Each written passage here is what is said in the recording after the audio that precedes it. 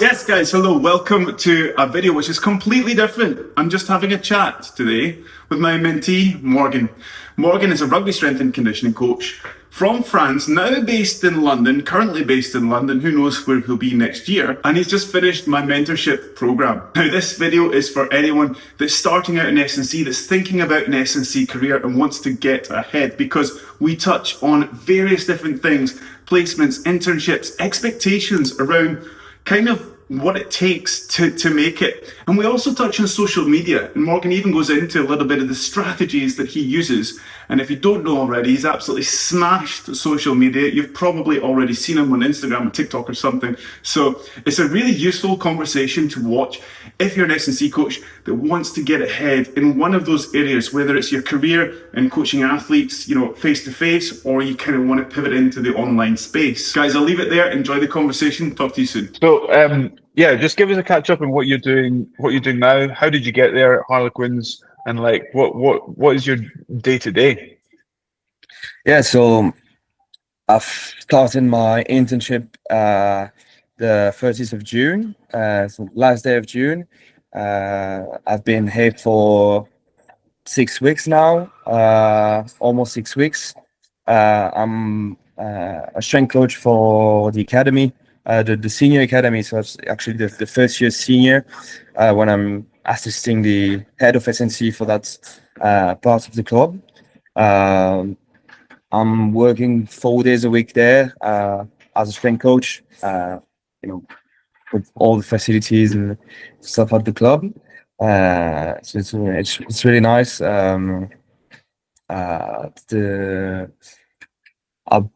It was tough to get that internship, but once you get in contact with the right people, it's a great process, Mm-hmm.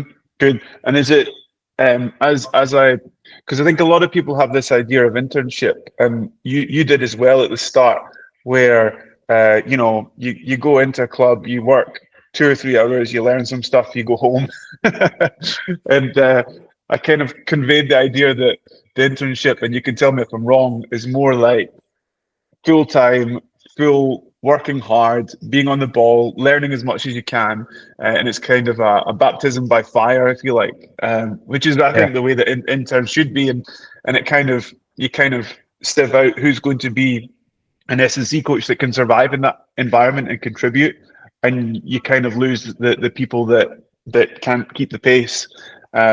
Obviously, you're coming into this as already qualified. You've made your name in France. You've got a really successful online business, so you're coming in from a really strong position. But it's good to let people know that it's not like an intern, I don't know, 30 years ago, an internship 30 years ago, where you're just kind of doing 2 hours a week, and you. It's tough because it's still like kind of like a full-time role, it's almost full-time, unpaid, so you get to learn a lot, but not a lot of people can afford that internship. I'm in a special position where I can work wherever I want in the world and still be able to survive even in London, so that's I'm very fortunate. But it's not like a 1 or 2, 3 hours per day. It's like full 7 hours per day. I'm in a lucky position where it's pretty flexible. They're good with me, and they let me, if it's I'm really tight with work, I think I could squeeze, a few hours, but it still start at 8, finish at 2 p.m. Then I'll train there. So I'm here, the whole day basically. So. But it's a great opportunity. I'm really glad I can do that and afford that. It's pretty amazing. Yeah, I mean, it's a big commitment, and you've played it down a little bit there, but online, you really sort of how would you dominated that space and done really well online to allow you to be in a position to pursue what you want to pursue. And and I asked you this already, but we're recording now, so I'll ask you again. So with all the success that you have online, that you've had and have, running a strength and conditioning business for rugby, what made you want to go through this process of actually doing unpaid work at a club, and obviously it's a highly respected club, Harlequins. But what made you want to go through the process of doing an internship there instead of just going 100% and concentrating, living in the Bahamas and sending programs online? What made you want to go through the grind in London? Yes, I think that's not to throw myself flowers or anything, but I think there's not a lot of people that would do that. But I think because I really love S&C, I love working in rugby, and an aspiration of mine is to work at the top level in whatever country, like in France or the UK, if I can be able to work on the hair, or I really want to work at top level in rugby as an S&C coach. And even though I'm already making money with online business, I really like the in-person, in-club S&C. And so, yeah, that's why I wanted to get an internship first. And that's the thing I told you, like a year or a year and a half ago. I can't remember. But yeah, I want to be able to get my foot in the door, to be able to work, in top level job after that. But it's not an easy path. So yeah, I choose that way. But yeah, I'm really glad I'm doing that. Yeah. Yeah, I've got no doubt, buddy, that you're gonna, go on and smash what you want to smash. Because I think let's just touch on this on the online and social stuff without going into too much detail. But I think that is a like what you want to do with elite sport is a very, very tough nut to crack. It's very hard to get to the top, depending on where your top is. And I think I know where you want to go. But same online. So online, I think people have this perception that you just post some stuff and things just come good. Whereas from experience and running a successful business online, that is not the case. Would you have any advice to younger S&C coaches that are trying to manage both situations? They want to go one way or the other way, or do both like you. Would you have any just general broad stroke advice for people to maybe come to the realization, like I said to you about the internship, it's going to be very, very hard. You're going to have to try your absolute best. It's going to be very time consuming, etc., etc. Do you have a similar sort of message, or do you agree or disagree with me about doing that with the online space? Because I think it's harder than what people imagine it to be if you're trying to be successful with it. Yeah, no, I think with the online space, the only difference is it doesn't really matter who you know, or not what you know, but your degrees and stuff. It's about how you put your message there and how you get the codes of the social media or the platform you're in. So I would say stay consistent. Try to analyze what works, what doesn't, because some coaches stay focused on what they want to do and they want to put out, but it's about the audience. It's not about you. And do it consistently a lot for a long time. And I think it's basically the thing for a lot of area, but for that area especially, it's like you said, it's tough nuts to crack, and you have to grind like anything else. It's a grind. It's a tough thing, and it's even different for growing an audience and growing a business, or two different things, even though they go along together. And it's not an easy task as well. Yeah, I think a lot of people, obviously I've got experience speaking with people about this, and a lot of people start and they just kind of don't even give up halfway, but they don't even get to halfway because they start to realize that, this is a lot of work. Well, I have to put in this hours and I'm not getting paid for it, and and it's all working on the back end stuff. And I'm going, yeah, like if you want something to work and be good for you, then you're gonna have to put the hours in. There's no secret. I know that social media kind of sells this secret of oh yeah, 5 seconds a day and you're good, but that's not the case at all. Cool. Can we rewind real quickly just to we mentioned like a year and a half ago you approached me for a couple of things. Can we talk about that for a second? Go through that process. Like, Yes, mate. why did you sort of want to contact me, and what were you looking for? And I guess, did you get it? It's Yeah. probably So yeah, I definitely got what I was looking for.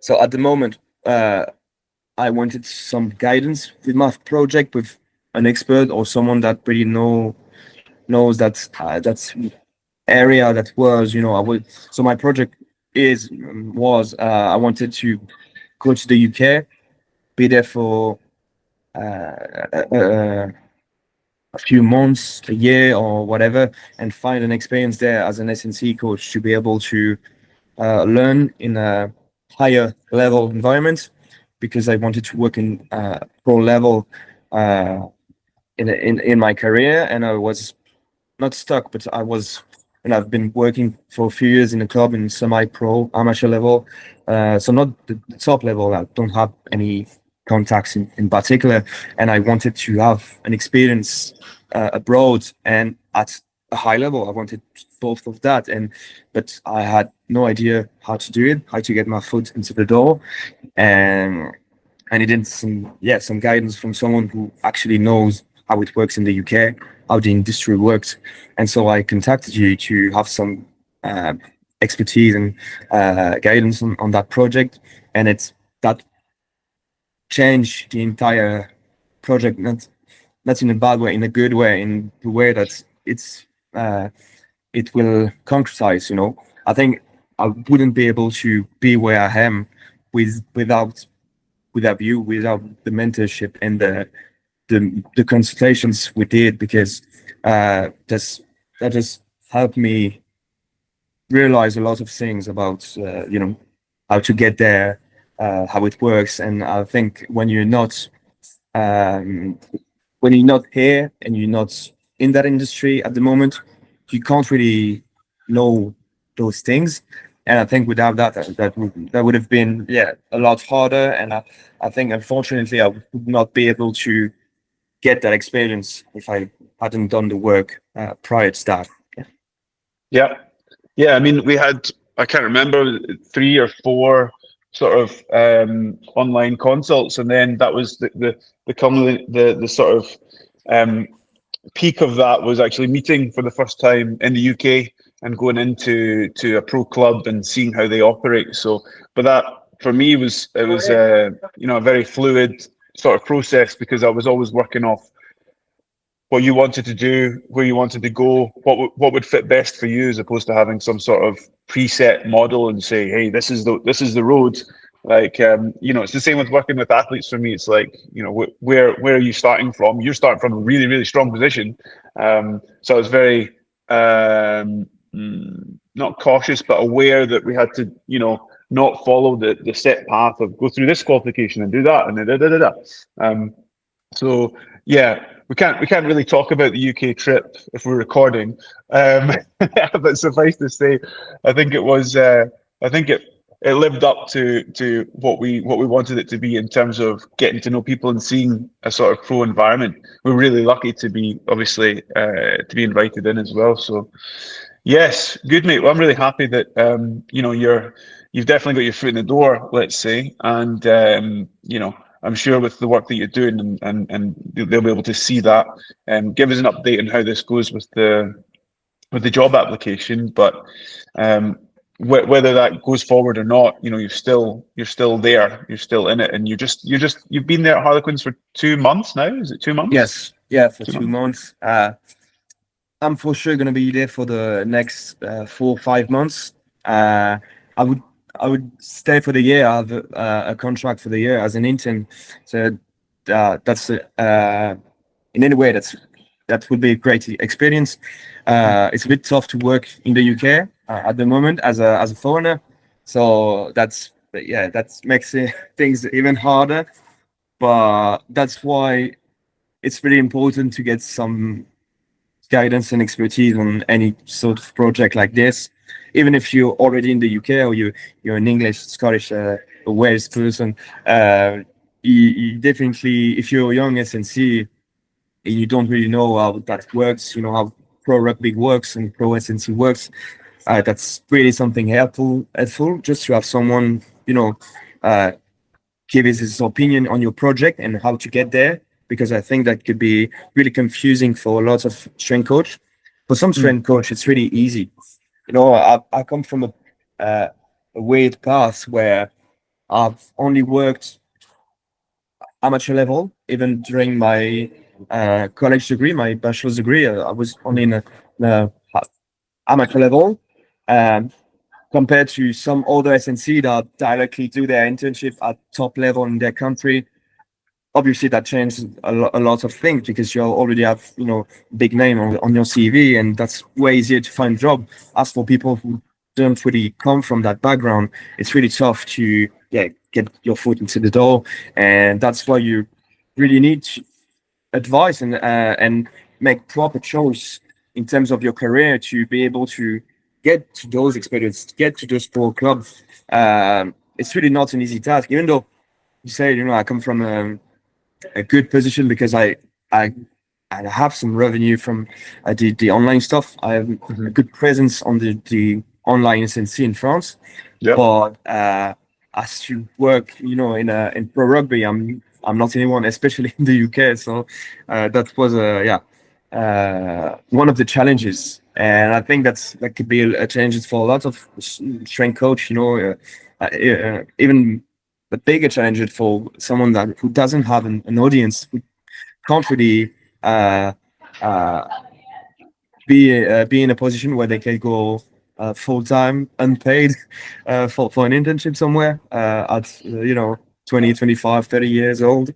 So it's definitely the internships and whatnot, and they have different terminology. Like there's internships and student placements and things like that. Definitely a young man's game, because of the financial situation, or maybe you're just luckily located like where the pro team is, or whatever it is. But I think going through the process, you've been through the process and you've decided you want to work with adults in pro sport. But going through, if you're a student watching this, going through the process of an internship, you kind of want to at university get experience working at different age groups to understand, because every age group there's something that you can really specialize in. Whether you're looking at youth athletes or whatever it is, and figuring out what you like best. Obviously, you figured out what you like best is the challenge of working with adults, but it's also really, really challenging to work with youth athletes. They're just different problems at different levels. So it's good to go through that process and figure out, actually, I did the stuff with adults year 2. I did the stuff with the youths year 3. I really like focusing on those transitioning players coming through, really depends on what you like. But yes, it's certainly not easy. Young man's game. And then, but you've got to have 3 degrees and a PhD sometimes to just get an interview for these jobs. So it's definitely a case of, it's wherever you get your opportunity, I think. Just working really hard and doing your best. Like right now, you're living your opportunity in terms of where you want to go. So it's a case of, making sure that people remember the work that you've done for whatever time you're there for. So that if there is something that comes up down the line, oh yeah, we remember him. God, he went above and beyond. Definitely get him in for an interview. And that can be said about all sort of jobs when you're just breaking through. So I'm really pleased at where you're at and how you're going, buddy. Really pleased. Yeah, me too, mate. We come from a long way, and I think that was not an easy process, even with you. We faced challenges as well, but I think if you don't do everything to make it work, it will definitely not work. Even if you're lucky, you can get something more easily. But and we got some luck in the process, definitely. But I think it's a combination of opportunity and luck as well. I think you need both. And 90% your effort, buddy. 90% your effort, and maybe 10% timing and luck. Yeah, I would give if I had to put numbers on it. That's what I would say. Yeah.